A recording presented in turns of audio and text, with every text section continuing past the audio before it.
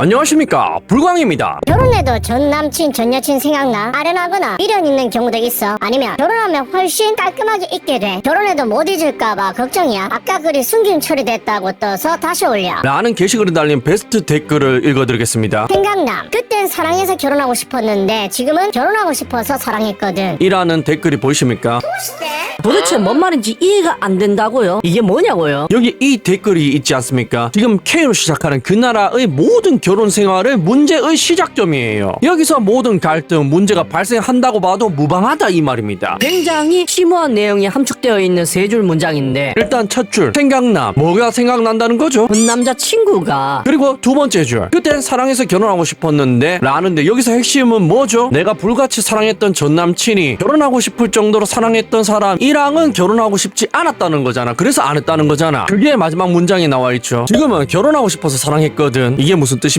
굉장히 슬프고도 심각한 문제가 담겨있는 문장이잖아. 왜? 굉장히 많은 남자들이 내가 직업이 좋다는 이유만으로 언니 아들에게 선택을 받았고 그 언니 아들은 사랑하지도 않는데 이 남자의 다른 조건들, 그러니까 사랑할 수 있는 원초적인 조건들을 제외한 돈, 집안, 직업, 배경, 기타 등등을 보고 물질적인 풍요를 누리기 위해서 이 남자를 선택한다는 걸 시사하는 거지 않습니까? 이 남자와 살아야 풍요로운 삶, 그런 삶을 누릴 수 있으니까 결혼을 했고, 사랑하지 않는데 사랑하도록 노력을 한다는 거잖아. 넌 좀 맞아야 되겠다. 그런데 문장이 굉장히 짧죠. 그래서 처음 들어보신 분들은 무슨 말인지 도저히 이해를 못하실 수도 있습니다. 그래서 다른 예시를 보여드리면서 설명드리겠습니다.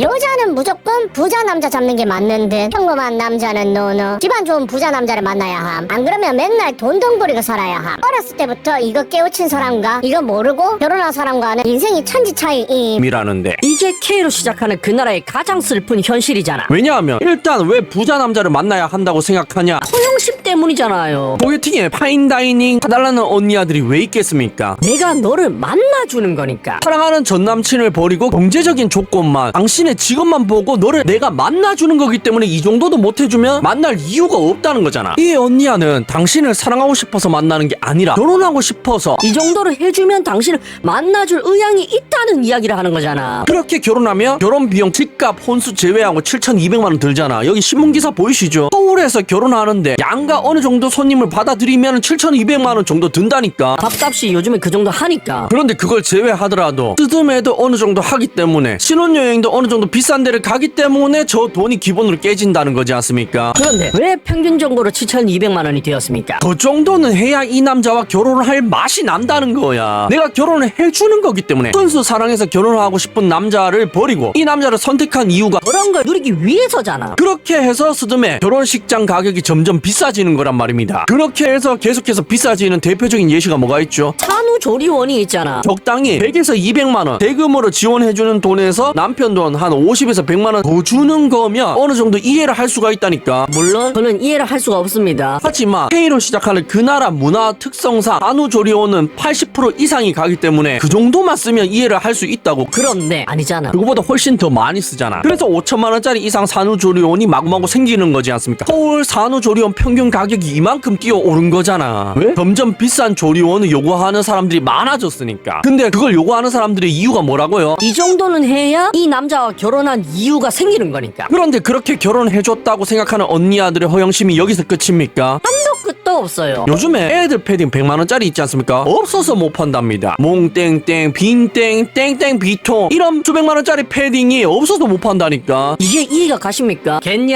겠냐고. 그래서 개그우먼 이수지가 제치맘이라면서 패러디하면서 그 언니 아들의 허영심 사치를 저격한 거지 않습니까? 왜? 정상적인 마인드는 아니니까. 보세요. 이게 정상인 것 같습니까? 명품 아동 패딩 사입는 엄마들, 어른 옷을 반가 불티나게 팔렸다. 그러니까 14세 아동용 사이즈가 남자 어린이 사이즈가 엄마들 사이즈랑 맞는 거야. 키 작은 사람들한테 맞겠죠. 그래서 명품 패딩은 입어야 되겠는데 어른 거는 200~300만 원 하니까 비싸서 못 사 입는데 애들 거는 100만 원이면 사네. 그럼 애들 사이즈 입어야 되겠다가 돼버린 거야. 어이가 없네. 여러분 여러분들이 보시기에는 정말 회개망측하지 않습니까? 그런데 저 언니 아들 입장에서는 아닌 거야. 당연한 거지. 왜냐하면 그런 걸 입으려고 죽을 만큼 사랑하던 사람과 맞벌이 결혼 생활을 버리고 열심히 행복하게 사는 삶을 버리고 이 남자랑 결혼을 해준 거니까 저 언니 아들은 저걸 꼭 사입어야 되는 겁니다. 뭔 말인지 이해가 가시죠? 그거의 끝판왕이 이 쇼츠인데요. 대치동 학부모 특 한번 보세요. 하루 5분 거리인데 애를 차에 태워서 학원을 보냅니다. 그리고 딸에게 친구가 생겼다는 걸 알고 갑자기 호구조사를 합니다. 누구니? 걔 공부 잘하니? 어디 살아? 라니까 뽕뽕동 산답니다. 그래서 엄마가 엄마는 걔랑 거리를 뒀으면 좋겠다. 라면서 이야기하니까 아이가 왜 그러는지 다시 묻습니다. 그러니 너랑 결이 안 맞을 거야. 엄만 네가 좀 더 비슷한 친구랑 어울렸으면 좋겠어. 이러잖아. 그래서 엄마가 그걸 어떻게 아냐고 되물으니까 그냥 알아보니 그렇더라고. 정신을 못 차리고 있어. 그러니까 같은 학교를 다니는데도 자기는 좀 더 잘 사는 동네에 그렇게 아파트겠죠. 그런 데 살고 있는데 친구는 그 동네 아파트에 안 살거나 조금 싼 동네 그러니까 조금 차이 나는 거야. 다른 동네보다 비싼 동네이지만 그럼에도 불구하고 거기서도 저렇게 아파트 사는지 새 아파트 사는지 헌 아파트 사는지 빌라 사는지로 계층을 나누면서 생각하고 있다는 거죠. 그런데 왜 저러는 줄 아십니까? 애는 나의 투영이거든요. 내가 이 남자와 결혼한 거 내가 이런 고급차 명품 패딩 명품 가방을 누리면서 그와 동시에 내 분신인 나의 제2의 투영인 이 애도 그렇게 누리면서 살아야 되거든요. 그런데 그 분신이 못 사는 동네 애들 상대적으로 못 산다는 겁니다. 대치동 자체가 집값이 비싼 동네라서 못 사는 사람이 있을 수가 없어요. 그 동네 토박이 아니면. 그런데 전세 사는 애랑 친하게 지내네. 빌라 사는 애랑 친하게 지내네. 그걸 참을 수가 없거든요. 왜냐하면 그게 내 직장 시절 그리고 자기의 분수를 떠오르게 하니까.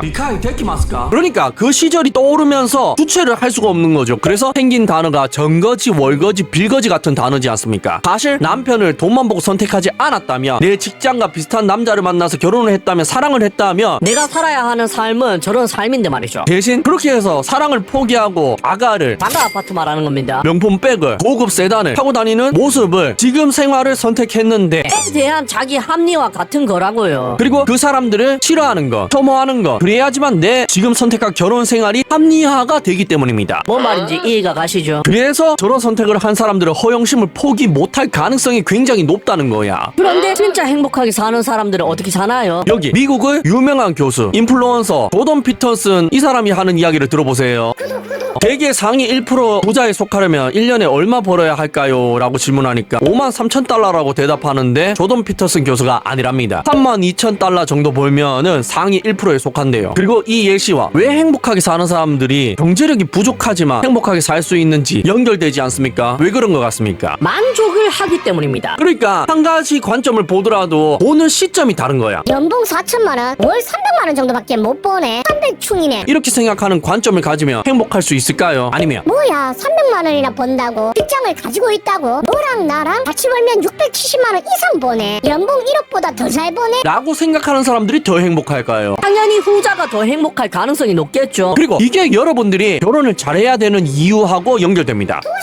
딱 생각해 보십시오. 놀랍게도 있지 않습니까? 혼자 살아도 행복할 수 있어요. 그리고 결혼해도 행복할 수가 있습니다. 하지만 결혼하면 불행할 확률도 굉장히 높다는 것도 아셔야 된다니까. 왜? 허영심이 많은 여자랑 결혼하면 여러분들의 인생이 불행할 가능성이 굉장히 올라가니까 말입니다. 자, 예시를 보여드리겠습니다. 두 부부가 있습니다. 한 부부는 남편이 대기업에 다닙니다. 연봉 9천만 원이에요. 참고로 9천만 원이면 상위 7에서 8%에 해당하는 월급쟁입니다. 거의 전문직에 아니 어쩌면 전문직 그 이상이란 말이죠. 그리고 이 사람의 월 실수령액은 600에서 610만 원이나 됩니다. 굉장히 능력자죠. 하지만 이 부부는 외벌이입니다. 대부분의 대기업 다니는 남편들이 외벌이를 하잖아. 여러분들이 주변에 이런 상황을 굉장히 많이 보시지 않았습니까? 그리고 다른 예시의 부부가 있습니다. 이 부부는 둘 다 중소기업을 다녀요. 맞벌이를 한다는 이야기죠. 남편은 360만 원 법니다. 와이프는 280만 원 벌어요. 그래서 둘이 세후 합쳐서 640만 원을 받습니다. 외벌이 대기업 남편이랑 벌이가 비슷하죠. 한 30만 원, 40만 원 차이밖에 안 나니까. 그러니까 일단 중소기업을 다녀도 내 월급이 적다 하더라도 대기업 다니는 사람들이랑 생활 수준이 같을 수가 있다니까. 어떻게 하면요? 맞벌이를 하면 말이죠. 그러니까 결혼을 하더라도 더 행복한 가정을 보면은 남편 벌이에 만족을 하고 맞벌이를 하면서 이거를 불행하다고 생각하지 않는 부부들이 행복할 가능성이 높다 이 말입니다.